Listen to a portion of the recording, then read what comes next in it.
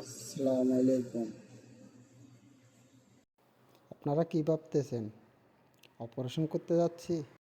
তো আজকে আমি বানাবো মাচ্চা ভ্যানিলা। দেখুন কিভাবে মাচ্চা ভ্যানিলা মেক করি। সাথে থাকুন।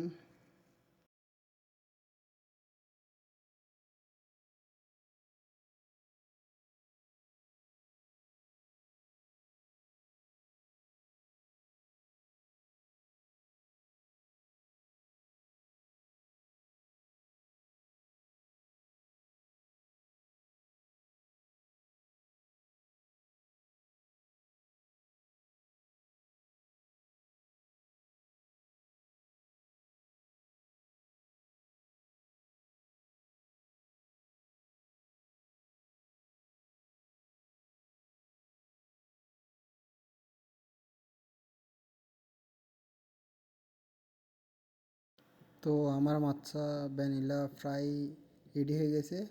এখন আমি এটা কাস্টমারকে সার্ভ করব। সার্ভ করার আগে এটাতে একটু ডেকোরেট করি, দেন রেডি।